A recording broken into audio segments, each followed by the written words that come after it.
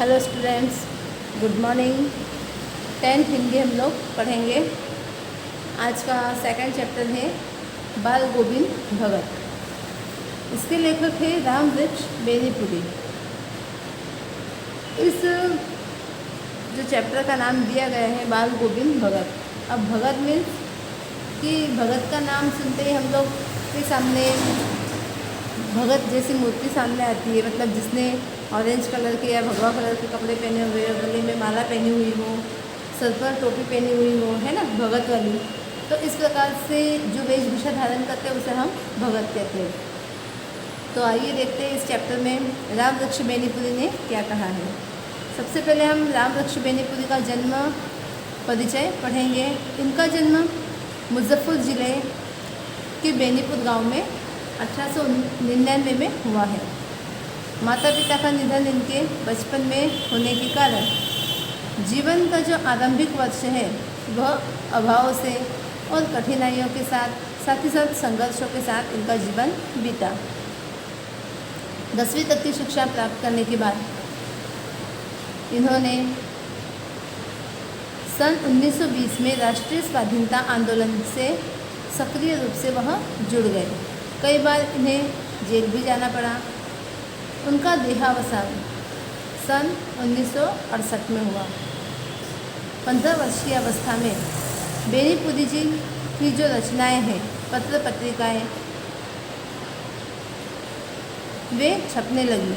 वे बहुत प्रतिभाशाली पत्रकार थे और उन्होंने अनेक दैनिक, साप्ताहिक और मासिक पत्र पत्रिकाओं का संपादन भी किया, जिनमें तरुण भारत, किसान मित्र, बालक युवक, योगी जनता, जनवाणी और नई धारा उल्लेखनीय है। गद्य की विविध विधाओं में उनके लेखांकन को व्यापक प्रतिष्ठा मिली। अब गद्य की अनेक विधाएं हैं, है ना, तो उसमें उनको क्या मिली? प्रतिष्ठा मिली, मतलब उनकी प्रसिद्धि हुई। उनका पूरा साहित्य जो है बेनीपुरी रचनावली के 8 खंडों में प्रकाशित है। उनकी रचना यात्रा के महत्वपूर्ण पड़ाव जो है वो है पतितों के देश में, ये एक उपन्यास है। चिता के फूल, यह कहानी है। अम्बपाली, यह नाटक है। माटी की मूर्तें, रेखाचित्र है। और पैरों के पंख बांधकर, यात्रा वृत्तांत, साथ ही साथ जंजीरें और दीवारें, ये क्या है? यह संस्मरण है।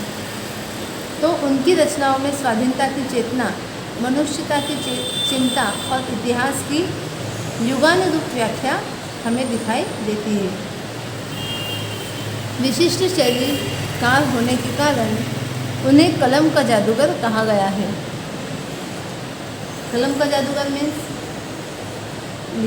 लिखने की जो उनकी कला है, इसी के कारण उन्हें क्या कहा गया है? कलम का जादूगर। देखिए, बाल गोविंद भगत ने इस रेखा चित्र के माध्यम से हमें जो बताना चाहा है वह हम देखते हैं। बाल गोविंद भगत इस रेखा चित्र के माध्यम से एक ऐसे विलक्षण चरित्र का उद्घाटन करते हैं जो मनुष्यता, लोक संस्कृति और सामूहिक चेतना का प्रतीक है। वेशभूषा या बाह्य अनुष्ठानों से कोई सन्यासी नहीं होता, मतलब केवल सन्यासी की वेशभूषा धारण कर लेने से ही कोई भी व्यक्ति सन्यासी नहीं बन जाता। सन्यास का आधार जीवन के मानवीय सरोकार होते हैं। बाल गोविंद भगत इसी आधार पर लेखक को सन्यासी लगते हैं। यह पाठ सामाजिक रूढ़ियों पर भी प्रहार करता है।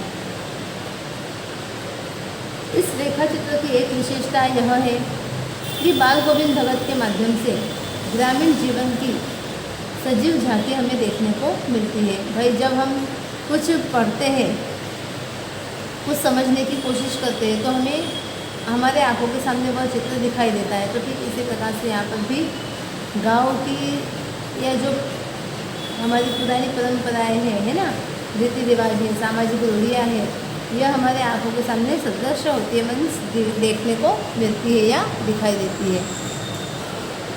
देखिए, यहाँ चैप्टर स्टार्ट करेंगे हम लोग। बाल गोविंद भगत।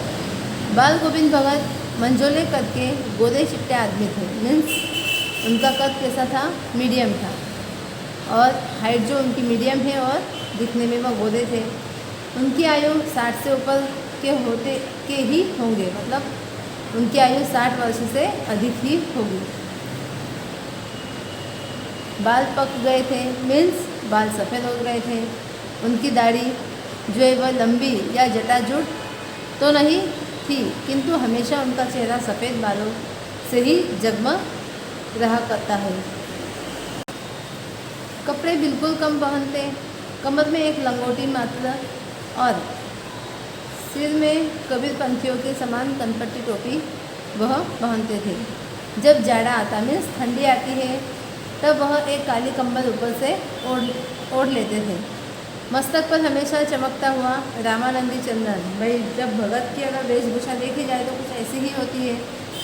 कपड़े कुछ छोटे होते हैं उनके और भगवा कलर के कपड़ों के साथ वह कान ढकने जैसी एक टोपी होती है वह पहने हुए हैं। सफ़ेद दाढ़ी है, साथ में सिर पर चंदन का तिलक लगाया हुआ है जो नाक के एक छोर से ही और के टीके की तरह शुरू होता है। गले में तुलसी की जड़ों की एक बेडोल माला बांधे रहता है। ऊपर की तस्वीर से यह नहीं माना जाए कि बाल गोविंद भगत साधु थे, नहीं, बिल्कुल गृहस्थ। मतलब बाल गोविंद भगत को देखकर हम ऐसा नहीं कह सकते कि वह साधु है। वह कैसे है? गृहस्थ है। उनकी गृहिणी की तो मुझे याद नहीं। उनके बेटे और पतों को उन्होंने देखा है, मैंने देखा है मीन्स या राम लक्ष्मण बेनीपुरी जी कह रहे हैं कि उनको मैंने देखा है। थोड़ी खेती बाड़ी भी थी, मतलब उनकी खेती भी थी। एक अच्छा साफ सुथरा कमरा भी था। अब यहाँ पर बाल गोविंद भगत के बारे में बताया गया है कि उनकी वेशभूषा कैसी थी और उनके पास एक छोटा सा खेत था, साथ ही साथ रहने के लिए एक साफ सुथरा कमरा भी था। लेकिन खेती बाड़ी करते, परिवार रखते भी बाल गोविंद भगत साधु थे। बाल गोविंद भगत क्या थे? साधु थे। साधु की सारी परिभाषाओं में खरे उतरने वाले। कबीर को साहब मानते थे, उन्हीं के गीतों को गाते, उन्हीं के आदर्शों पर चलते, कभी झूठ नहीं बोलते, खरा व्यवहार रखते, किसी से भी दो टूक बात करने में संकोच नहीं करते, न किसी से खामखा झगड़ा मोल लेते। मतलब वह एक सदाचारी व्यक्ति के समान ही जीवन जीते, किसी से बुरा व्यवहार वह नहीं करते थे, है ना। किसी की चीज़ नहीं छूते और न बिना पूछे व्यवहार में लाते। इस नियम को कभी कभी इतनी बारीकी तक ले जाते कि लोगों को कुतूहल होता। मतलब भाई ऐसा तो कोई एक साधु या सन्यासी ही कर सकता है जो बाल गोविंद भगत करते थे कि भाई किसी को कुछ बोलना नहीं, बुरा भला नहीं बोलना, किसी की चीज़ों को छूना नहीं, बिना पूछे किसी की चीज़ों को लेना नहीं। तो इस प्रकार का व्यवहार उनका देखकर लोग क्या करते थे? उनका मजाक उड़ाते थे, कुतूहल वश उन्हें देखते थे, है ना। देखिए, कभी वह दूसरे के खेत में शौच के लिए नहीं बैठते। वह गृहस्थ थे, लेकिन उनकी सब चीज़ साहब की थी। जो कुछ खेत में पैदा होता सिर पर लादकर पहले उसे साहब के दरबार में ले जाते, जो उनके घर से 4 कोस दूर पर था। एक कबीरपंथी मठ से मतलब वह दरबार में भेंट रूप रख लिया जाकर प्रसाद रूप में वह उन्हें मिलता। उसे घर लाते और उसी से गुजारा अपना चलाते थे या गुजर बसर करते थे। कोई भी एक साधारण जो आम इंसान होगा वो ऐसा करता है क्या? नहीं। वह क्या करेगा कि भाई जितना उत्पादन हुआ है खेती में वो खुद स्वयं रख लेगा। लेकिन यहाँ पर जो बाल गोविंद भगत जी है वह क्या करते थे? खेती से जितना उन्हें मिलता था वह सीधे कहाँ पर ले जाते थे? साहब के पास ले जाते थे और फिर उसे प्रसाद के रूप में जितना मिलता था उसे घर ले आते थे और उसी से अपना घर चलाते थे। इन सबके ऊपर मैं तो मुग्ध था, उनके मधुर गान पर जो सदा सर्वदा ही सुनने को मिलते। कबीर के वे सीधे साधे पद जो उनके कंठ से निकलकर सजीव हो उठते। भाई कबीरदास जी का नाम सभी ने सुना है। उन्होंने जो भी बातें कही है तो उनके जो पद है वह बाल गोविंद भगत क्या करते थे कि उन्हें बोलते रहते थे, गाते रहते थे। आषाढ़ की रिमझिम है, आषाढ़ माह में क्या होती है, बारिश होती है। समूचा गांव खेतों में उतर पड़ा है, कहीं हल चल रहे हैं, कहीं रोपनी हो रही है। धान मीन्स चावल के पानी भरे खेतों में बच्चे जो है वह उछल कूद कर रहे हैं। औरतें कलेवा लेकर मेड़ पर बैठी हुई है। आसमान बादल से घिरा, धूप का नाम नहीं, ठंडी पुरवाई चल रही है। मीन्स वातावरण कैसा है कि बारिश का मौसम है और धान का जो खेत है उसमें पानी भरा हुआ होता है ना, और साइड में मेड़ बनी होती है ताकि पानी बाहर न जाए। तो मेड़ पर औरतें बैठी हुई हैं, बच्चे उस पानी में खेल रहे हैं। धूप नहीं है, ठंडी हवाएं चल रही है। ऐसे ही समय आपने कानों में एक स्वर तरंग झंकार सी कर उठी। यह क्या है, यह कौन है, यह पूछना पड़ेगा। बाल गोविंद भगत समूचा शरीर कीचड़ में बिखरे अपने खेत में रोपनी कर रहे हैं। अब बाल गोविंद भगत, भाई भगत तो क्या खेतों में काम करते हैं क्या? नहीं, वो लोग तो केवल मंदिरों में बैठे रहते हैं, है ना। लेकिन यहाँ पर जो बाल गोविंद भगत है वो क्या कर रहे हैं, जो उनका खेत है उसमें रोपनी कर रहे हैं, पेड़ पौधे लगा रहे हैं। आगे देखेंगे, उनकी अंगुली एक एक धान के पौधे को पंक्तिबद्ध खेत में क्या कर रही है, बिठा रही है। जो धान का खेत है, सभी ने तो नहीं, पर कुछ बच्चों ने देखा होगा कि क्रम से धान के पौधे जो है लगाए जाते हैं। तो उनका कंठ और कुछ को इस पृथ्वी की मिट्टी पर खड़े लोगों के कानों की ओर बच्चे खेलते हुए देखिए, उनका कंठ एक एक शब्द को संगीत के जीने पर चढ़ाकर कुछ को ऊपर स्वर्ग की ओर भेज रहा है और कुछ को इस पृथ्वी की मिट्टी पर खड़े लोगों के कानों की ओर बच्चे खेलते हुए झूम उठते हैं। मेड़ पर खड़ी औरतों के जो ओठ है वह गा उठते, मीन्स औरतें हंस रही है। वे गुनगुनाने लगती है। हलवा हो के पैर ताल से उठने लगते हैं। रोपनी करने वालों की अंगुलियां एक अजीब क्रम से चलने लगती है। बाल गोविंद भगत का यह संगीत क्या है, संगीत है या जादू है? मीन्स वह क्या कर रहे हैं, काम के साथ साथ वह गा भी रहे हैं, है ना। तो इस प्रकार से यहाँ क्या लग रहा है कि यहाँ पर बाल गोविंद भगत गा रहे हैं या इनका कोई जादू है। भादों की वह अंधेरी अधरतियाँ अभी थोड़ी ही देर पहले मूसलधार वर्षा खत्म हुई है। बादलों की गरज, बिजली की तरफ में आपने कुछ नहीं सुना हो, किंतु अब झिल्ली की झंकार या दादुरों की टरटर बाल गोविंद भगत के संगीत को अपने कोलाहल में डुबो नहीं सकती। उनकी खंजड़ी दिमक दिमक बज रही है और वे गा रहे हैं। गोदी में पियवा चमक उठे, सखिया चिहुक उठेगा। या उन्होंने ये पंक्ति बोली है कि गोदी में पियवा चमक उठे, सखिया चिहुक उठे ना था। पिया तो गोद में ही है, किंतु वह समझती है वह कैसी है, अकेली है। चमक उठती है वे चिहुक उठती है ना। उसी भरे बादलों वाले भादों की आधी रात में उनका यह गाना अंधेरे में अकस्मात कौंध उठने वाली बिजली की तरह किसे न चौंका देता। भाई अचानक से अगर बिजली चमके तो हम चौंक जाते हैं, तो ठीक उसी प्रकार से उनका अंधेरे में इस प्रकार से गाना सभी को क्या कर रहा है, चौंका देता है। अरे अब सारा संसार निस्तब्धता में सोया है, बाल गोविंद भगत का संगीत जगा रहा है। तेरी गठरी में लगा चोर, मुसाफिर जाग जरा। अब इस प्रकार से वह गा रहे हैं, है ना। कार्तिक आया नहीं कि बाल गोविंद भगत की प्रभातियाँ शुरू हुई। कार्तिक मीन्स कार्तिक माह।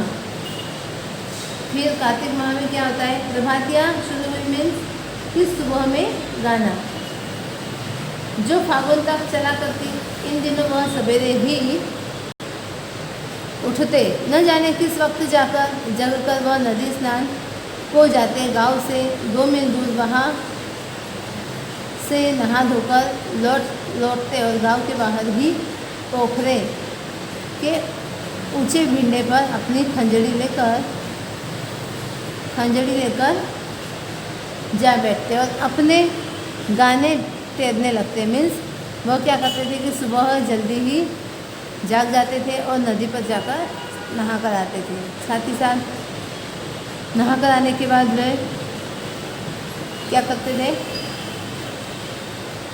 जो वो बजाते थे, इसे क्या कहा गया है, खंजड़ी, तो उसे लेकर वह एक जगह पर बैठ जाते थे। मैं शुरू से ही देर तक सोने वाला हूँ, किंतु एक दिन माघ की उस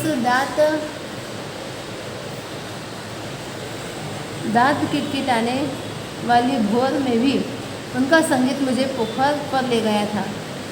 अभी आसमान के तारों के दीपक बुझे नहीं थे। हाँ, पूरब में लोही लग गई थी, जिसकी लालिमा को शुक्र तारा और बढ़ा रहा था। खेत, बगीचा, घर सब पर कुहासा छा रहा था। मीन्स भाई सुबह सुबह क्या होता है, कोहरा छाया होता है ना। तो ठीक इसी प्रकार से यहाँ पर भी क्या है, कोहरा छाया हुआ है खेतों पर, बगीचों पर, सभी जगह। सारा वातावरण अजीब रहस्य से आवृत मालूम पड़ता था। उस रहस्यमय वातावरण में एक उनके मुंह से शब्दों का तांता लगा था। उनकी अंगुलियां खंजरी पर लगातार चल रही थी। गाते गाते इतने मस्त हो जाते, इतने सुरूर में आते, उत्तेजित हो उठते कि मालूम होता अभी खड़े हो जाएंगे। मतलब उनकी जो स्फूर्ति देखकर क्या होता था कि ऐसा लग रहा था कि वे अभी उठकर खड़े हो जाएंगे। कमली तो बार बार सिर से नीचे सरक जाती। मैं जाड़े से कप कपा रहा था, किंतु तारे की छाँव में भी उनके मस्तक के श्रम बिंदु जब तब चमक ही पड़ते। मतलब क्या कहा गया है कि अभी सुबह हुई है, सुबह में भी थोड़ा अंधेरा दिखाई देता है, ऐसे में कोहरा छाया हुआ है और वह क्या कर रहे हैं, अपनी खंजरी को हाथ में लेकर गाना बजाना गा रहे हैं। आगे देखेंगे, गर्मियों में उनकी संध्या कितनी उमस भरी शाम को न शीतल करती। अपने घर में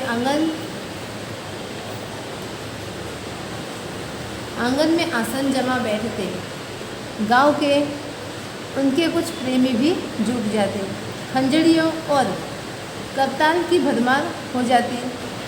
एक पद बाल गोविंद भगत कह जाते। उनकी प्रेमी मंडली उसे तिहराती। धीरे धीरे स्वर ऊंचा होने लगता। एक निश्चित ताल, एक निश्चित गति से उन ताल स्वर के चढ़ाव के साथ श्रोताओं के मन में भी ऊपर उठने लगते। धीरे धीरे मन तन पर हावी हो जाता। होते होते एक क्षण ऐसा आता है कि बीच में खंजरी लिए बाल गोविंद भगत क्या करने लगते हैं, नाच रहे हैं और उनके साथ ही सबके तन और मन कैसे हो रहे हैं, नृत्यशील हो उठे हैं। सारा आंगन नृत्य और संगीत से उत्प्रोत है। अब उनकी खंजरी और उनके द्वारा गाए जाने वाले गीतों से सब लोग क्या हो रहे हैं, वातावरण वहाँ का संगीतमय हो गया है। सभी लोग क्या कर रहे हैं, नाच रहे हैं और संगीत से सभी लोग ओतप्रोत हो चुके, मीन्स संगीत में डूबे हुए हैं। बाल गोविंद भगत की संगीत साधना का चरम उत्कर्ष उस दिन देखा गया जिस दिन उनका बेटा मरा। देखिए अब यहाँ क्या बताया गया है कि बाल गोविंद भगत की जो साधना है, संगीत की जो साधना है, उसका उत्कर्ष सब लोगों ने कब देखा, उस समय देखा जब उनका बेटा मर गया। इकलौता बेटा था वह, मतलब जो बाल गोविंद भगत थे उनका एक बेटा था। कुछ सुस्त और बोधा सा था, किंतु इसी कारण बाल गोविंद भगत उसे और भी मानते। उनकी समझ में ऐसे आदमियों पर भी ज़्यादा नज़र रखनी चाहिए या प्यार करना चाहिए, क्योंकि ये निगरानी और मोहब्बत की ज़्यादा हकदार होते हैं। बड़ी साध से उसकी शादी कराई थी। पतहू बड़ी ही सुभग और सुशील मिली थी। घर की पूरी प्रबंधिका बनकर भगत को बहुत कुछ दुनियादारी से निर्गत उसने कर दिया था। मीन्स उनके बेटे का जो है उन्होंने विवाह कर दिया था, और जो उनकी बहू थी वो कैसी थी, समझदार थी। उसने उनका बेटा बीमार है इसकी खबर रखने की लोगों को कहा फुर्सत, किंतु मौत तो अपने और सबका ध्यान खींचकर ही रहती है। हमने सुना बाल गोविंद भगत का बेटा मर गया। कुतूहलवश उनके घर गया। देखकर क्या हो गया, वह दंग रह गया। दंग रह गया मीन्स कुछ ऐसा दृश्य देखा होगा जिसकी उसे कल्पना नहीं होगी। बेटे को आंगन में एक चटाई पर लिटाकर एक सफ़ेद कपड़े से ढक रखा है। वह कुछ फूल तो हमेशा ही रोपते रहते उन फूलों से कुछ तोड़कर उस पर बिखरा दिए हैं। फूल और तुलसी दल भी सिरहाने एक चिराग जल रहा है, और उसके सामने ज़मीन पर भी आसन जमाए गीत गाए जा रहे हैं। वही पुराना स्वर, वही पुरानी तल्लीनता। घर में पतोहू रो रही है जिसे गांव की स्त्रियाँ चुप कराने की कोशिश कर रही है, किंतु बाल गोविंद भगत गाए जा रहे हैं। हाँ, गाते गाते कभी कभी पतोहू के नज़दीक भी जाते और उसे रोने के बदले उत्सव मनाने को कहते। आत्मा परमात्मा के पास चली गई। विरहिनी अपने प्रेमी से जा मिली। भला इससे बढ़कर आनंद की कौन सी बात हो सकती है। ऐसा कौन कहते हैं, बाल गोविंद भगत अपनी बहू से कहते हैं कि भाई अब जिसका पति मरेगा जाहिर सी बात है कि वह लेडी तो रोएगी ही, और जिसका बेटा मरेगा वह व्यक्ति भी रोएगा। लेकिन अब जो बाल गोविंद भगत है वह क्या कर रहे हैं, रोने की बजाय अपने जो संगीत है, जो गीत है, उसी में वह मस्त है। और अपनी जो बहू है उसे भी वह यही कह रही कि आत्मा जो है वह परमात्मा में लीन हो चुकी है। आगे देखो, मैं कभी कभी सोचता यह पागल तो नहीं हो गए, किंतु नहीं, वह जो कुछ कह रहे थे उसमें उनका विश्वास बोल रहा था। वह चरम विश्वास जो हमेशा की मृत्यु पर विजयी होता आया है। देखिए अब यहाँ पर क्या बताया गया है, ऐसा दृश्य देखकर हम लोग भी क्या हो जाएंगे, चकित रह जाएंगे कि भाई इसका पुत्र मर गया है, लेकिन यह जो व्यक्ति है वह रोने की बजाय क्या कर रहा है, गीत गा रहा है। तो यहाँ पर ऐसे ही जो राम लक्ष्मण पुत्र वो क्या कर रहे हैं, अचंभित हो उठे हैं। आगे देखेंगे, बेटे की क्रियाकर्म में तूल नहीं किया, पतोह से ही आग दिलाई उसकी, किंतु जो ही श्राद्ध की अवधि पूरी हो गई, पतोह के भाई को बुलाकर उसके साथ कर दिया यह आदेश देते हुए कि इसकी दूसरी शादी कर देगा। इधर पतोह रो रोकर कहती है, मैं चले जाऊंगी तो बुढ़ापे में कौन आपके लिए भोजन बनाएगा, बीमार पड़े तो कौन एक चुल्लू पानी भी आपको देगा। मैं आपके पैर पड़ती हूँ, मुझे अपने चरणों से अलग मत कीजिए। लेकिन भगत का निर्णय कैसा था, अटल था। उन्होंने क्या कहा उसे, तू जा, नहीं तो मैं ही इस घर को छोड़कर क्या कर दूँगा, चला जाऊँगा। यह भी उनकी आखिरी दलील, और इस दलील के आगे बेचारी की क्या चलती है। दैट मीन्स यहाँ जो बाल गोविंद भगत है वो क्या कर रहे हैं अपने पतोह से कि भाई तू अपने भाई के यहाँ चली जा, अपने मायके चली जा और जाकर दूसरा विवाह कर लेना। लेकिन बहू भी उनकी कैसी थी कि उनकी फिक्र करने वाली थी, समझदार थी। इसलिए वो क्या कह रही थी कि आपकी बुढ़ापे में सेवा कौन करेगा, जब आप बीमार पड़ोगे तो अगर थोड़े बहुत पानी की अगर आवश्यकता होगी तो वो कौन देगा। इस प्रकार से बाल गोविंद भगत की मौत उन्हीं के अनुरूप हुई। वह हर वर्ष गंगा स्नान करने जाते, स्नान पर उतनी आस्था नहीं रखते जितना संत समाधान और लोक दर्शन पर। पैदल भी जाते, करीब 30 कोस पर गंगा थी। साधु को संभल लेने का क्या हक, और गृहस्थ किसी से भिक्षा क्यों मांगे, ऐसा वह कहते हैं। अतः घर से खाकर चलते तो फिर घर पर ही लौटकर खाते। रास्ते भर खंजरी बजाते गाते, जहाँ प्यास लगती पानी पी लेते।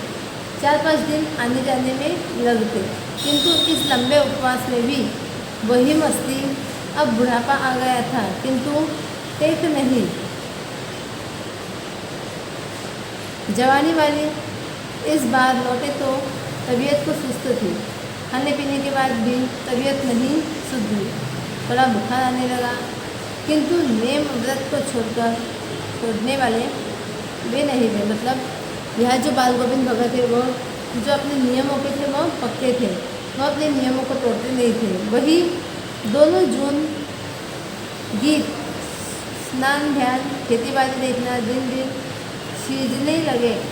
लोगों ने नहाने धोने से मना किया, आराम करने के लिए उन्हें कहा, लेकिन हंसकर टाल देते थे। उस दिन भी संध्या के गीत गाए, किंतु मालूम होता जैसे तागा टूट गया हो, माला का एक एक दाना बिखरा हुआ। भोर में लोगों के गीत नहीं सुना, जाकर देखा तो बाल गोविंद भगत नहीं रहे, सिर्फ उनका क्या रहा, पंजर पड़ा है। मतलब जब भाई कुछ उन्होंने अपनी बहू को कह दिया था कि तुम क्या चले जाओ, अपने मायके चले जाओ, लेकिन फिर वह अकेले रहने लगे। तो जब उनकी मृत्यु हुई तो उनके पास कोई भी नहीं था, सिर्फ उनकी देह पड़ी हुई थी। तो इस प्रकार से हमें इस चैप्टर से यह पता चलता है कि किस प्रकार से वास्तव में जो बाल गोविंद भगत थे वह परिवार में रहते हुए भी एक साधु की तरह जीवन जीते थे, है ना। तो केवल बनावटी रूप से बाहरी वेशभूषा धारण करने से ही मनुष्य सन्यासी या भगत नहीं बनता है। भगत बनने के लिए उसके मन और विचार कैसे होने चाहिए, जिसकी वजह से वह सन्यासी बन सकता है। यहाँ पर जो बाल गोविंद भगत है वह परिवार वालों के साथ रहते हुए भी भगत बना हुआ है। तो ये चैप्टर ये फिनिश होता है। क्वेश्चन आंसर आपको करने हैं, चैप्टर ध्यान से सुनना है, समझना है। Thank you.